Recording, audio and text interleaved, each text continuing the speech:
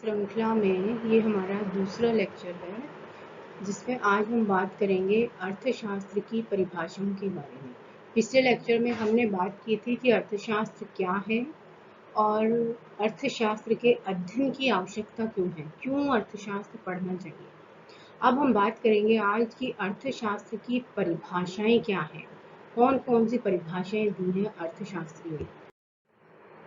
तो professor Eric role का ये मानना था कि यदि अर्थशास्त्र का हमें वैज्ञानिक और विधिवत ढंग से अध्ययन करना है तो इसकी कोई एक उचित परिभाषा देना आवश्यक है। तो विभिन्न अर्थशास्त्रियों ने अपने अपने हिसाब से अलग अलग परिभाषाएं दी। तो वैसे तो अर्थशास्त्र की बहुत सारी परिभाषाएं हैं, लेकिन हम सरलता की दृष्टि से इनको 5 भागों में बांटते हैं। पहली है धन संबंधी परिभाषाएं, ये वेल्थ डेफिनेशंस, जो मुख्य रूप से परंपरावादी अर्थशास्त्रियों की देन है। दूसरा है कल्याण संबंधी परिभाषाएं या वेलफेयर डेफिनेशंस, जो नव परंपरावादी अर्थशास्त्रियों ने दी है। तीसरा दुर्लभता संबंधी परिभाषाएं या स्कैर्सिटी डेफिनेशंस, जो प्रोफेसर रॉबिन्स की हैं। अगला विकास केंद्रित परिभाषाएं हैं, जो प्रोफेसर सैमुअलसन और सिटोस्की वगैरह की हैं। उसके बाद एक है आवश्यकता विहीन परिभाषाएं या वांटलेसनेस डेफिनेशन, जो प्रोफेसर जेके मेहता ने दी है। तो इस तरह से हमने मुख्य रूप से अर्थशास्त्र की जो परिभाषाएं हैं उनको 5 वर्गों में बांटा है और इस आधार पर हम इन परिभाषाओं का विस्तृत अध्ययन करेंगे। तो सबसे पहले हम लेते हैं धन संबंधी परिभाषाएं, वेल्थ डेफिनेशंस। ये परिभाषाएं चूंकि परंपरावादी अर्थशास्त्रियों की देन है। जैसा कि हमने पहले लेक्चर में पढ़ा था कि प्रोफेसर एडम स्मिथ को मॉडर्न इकोनॉमिक्स का जनक कहा जाता है, फादर ऑफ मॉडर्न इकोनॉमिक्स कहा जाता है। तो इसमें हमने ये भी पढ़ा था कि क्यों कहा जाता है, क्योंकि उन्होंने धन से संबंधित पहली पुस्तक लिखी थी, an inquiry into the nature and causes of wealth of nations. उन्होंने वो पुस्तक लिखी थी जिसमें धन को कैसे संग्रह किया जाए इस बारे में लिखा गया था। तो चूंकि वो धन से संबंधित पहली पुस्तक थी, इसलिए प्रोफेसर एडम स्मिथ को फादर ऑफ मॉडर्न इकोनॉमिक्स कहा गया। तो ये सारी परिभाषाएं परंपरावादी अर्थशास्त्रियों की हैं, जिन्होंने ये कहा कि अर्थशास्त्र का मुख्य जो संबंध है या अर्थशास्त्र जो है केवल धन का अध्ययन करता है कि धन को कैसे संग्रह किया जाए। और परंपरावादी अर्थशास्त्री केवल धन के संग्रह पर ही जोर देते थे, उसके खर्च करने के बारे में उन्होंने कुछ नहीं बताया, जो हम आगे इसकी आलोचना में लेंगे। तो अब हम देखते हैं कि प्रोफेसर एडम स्मिथ ने क्या कहा। प्रोफेसर एडम स्मिथ ने कहा कि अर्थशास्त्र जो है वो राष्ट्रों के धन की प्रकृति एवं कारणों की खोज है। मतलब अर्थशास्त्र में हम क्या पढ़ते हैं कि कोई राष्ट्र के धन की प्रकृति क्या है और वो धन को कैसे और ज्यादा अर्जित करे। फिर प्रोफेसर जेबी से ने कहा कि अर्थशास्त्र वह विज्ञान है जो धन की विवेचना करता है। प्रोफेसर जेएस मिल ने भी यही कहा कि अर्थशास्त्र को धन के उत्पादन एवं वितरण के व्यवहारिक ज्ञान से जोड़ा जाना चाहिए। प्रोफेसर वॉकर के अनुसार अर्थशास्त्र ज्ञान की वह शाखा है जो धन से संबंधित है। कहने का तात्पर्य है कि जितने भी परंपरावादी अर्थशास्त्री थे उन्होंने अर्थशास्त्र को केवल धन से जोड़कर रखा कि धन कैसे अर्जित किया जाए। अब हम इसकी कुछ विशेषताओं को लेते हैं। धन संबंधी परिभाषाएं हमने पढ़ी, प्रोफेसर एडम स्मिथ की पढ़ी, जेएस मिल की पढ़ी, जेबी से की पढ़ी, प्रोफेसर वॉकर की पढ़ी। सभी ने ये कहा कि अर्थशास्त्र का संबंध धन के अध्ययन से है। तो इसकी सबसे पहली विशेषता तो ये हो जाती है कि अर्थशास्त्र में केवल धन का अध्ययन किया जाता है। जब अर्थशास्त्र वह शास्त्र है जो केवल धन के बारे में बताता है। दूसरा, इस परिभाषा में धन का जो अर्थ लिया गया है या धन का जो संबंध लिया गया है वो केवल भौतिक पदार्थों से लिया गया है। भौतिक पदार्थों से मतलब जैसे जो वस्तुएं हैं केवल उनसे लिया गया है। इसमें गैर भौतिक वस्तुओं या सेवाओं को कोई स्थान नहीं है। क्योंकि हम सभी जानते हैं कि हमारी जो आवश्यकताएं हैं केवल भौतिक पदार्थों से तक सीमित नहीं है, हमें गैर भौतिक पदार्थों या सेवाओं की भी जरूरत होती है। जहाँ हमें भौतिक पदार्थों की आवश्यकता है वहीं पर हमें बहुत सी सेवाओं जैसे शिक्षा, स्वास्थ्य, परिवहन, संचार, बीमा, इन सब की भी जरूरत होती है। तो आगे हम इसकी आलोचना में ये लेंगे। तो इस परिभाषा की पहली विशेषता कि केवल ये धन के अध्ययन को अर्थशास्त्र से जोड़ता है। दूसरा, इसमें धन का संबंध भी केवल भौतिक पदार्थों से लिया गया है, इसमें सेवाओं को शामिल नहीं किया गया है, इसलिए ये अर्थशास्त्र के विषय क्षेत्र को संकुचित करती है। इस परिभाषा में ये जितने भी परंपरावादी अर्थशास्त्रियों की परिभाषाएं हैं, इनमें इन्होंने कहा कि यदि उत्पादन में वृद्धि हो रही है, इसका मतलब धन में वृद्धि हो रही है, और धन में वृद्धि का मतलब है कि देश का विकास हो रहा है।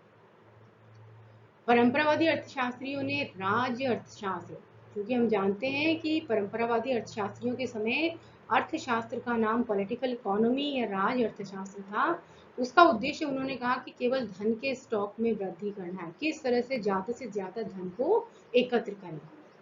अगली इनकी विशेषता है कि ये जो धन संबंधी परिभाषा के समर्थक हैं, इन्होंने एक ऐसे मानव की कल्पना की है जो केवल अपने ही बारे में सोचता है और अपने ही लाभ को अधिकतम करने का प्रयास करता है, जिसका नाम इन्होंने दिया इकोनॉमिक मैन या अर्थ मानव। इस तरह से ये 5 इनकी कुछ मुख्य विशेषताएं हैं।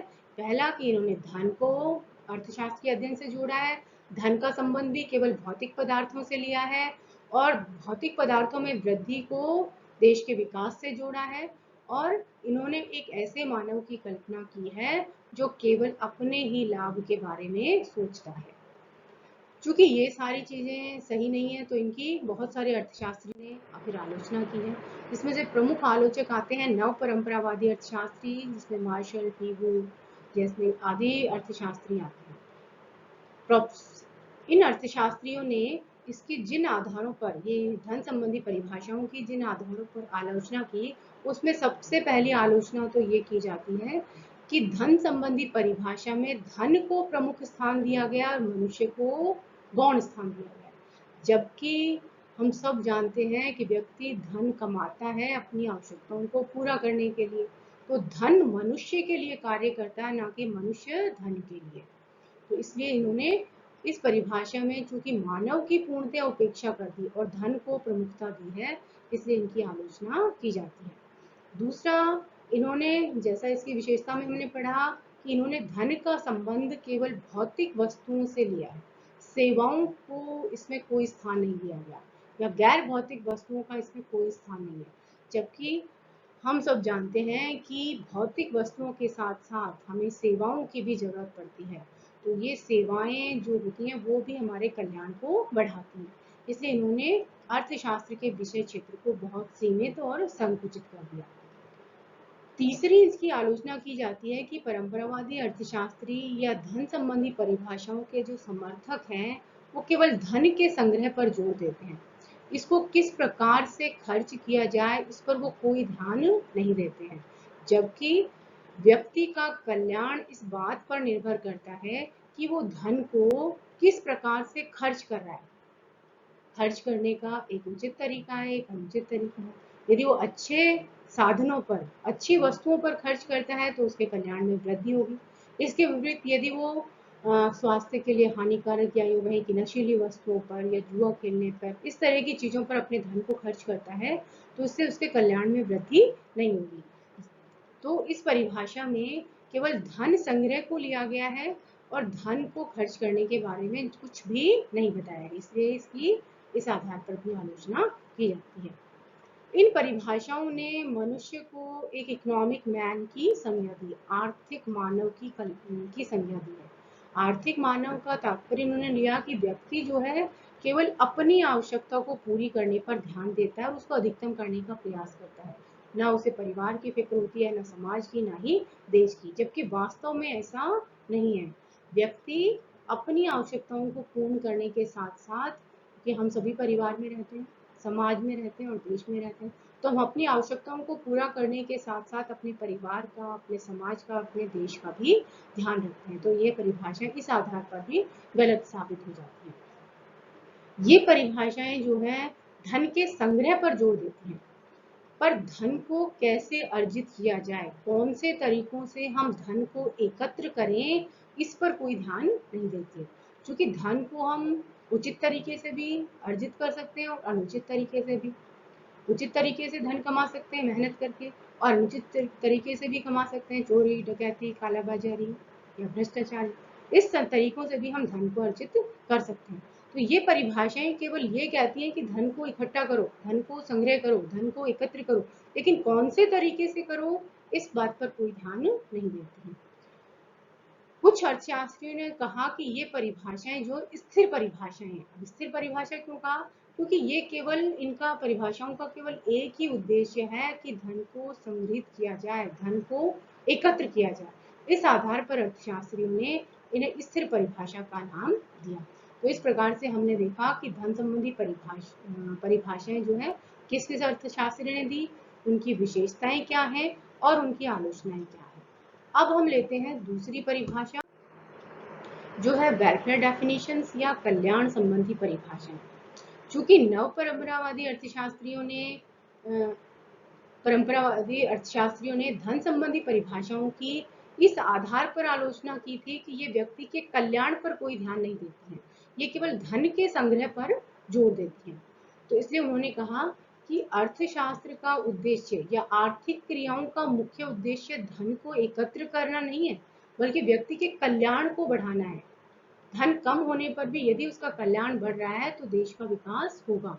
तो इन्होंने धन के स्थान पर, धन के संग्रह के स्थान पर व्यक्ति के कल्याण को अपनी परिभाषाओं में प्रधानता दी।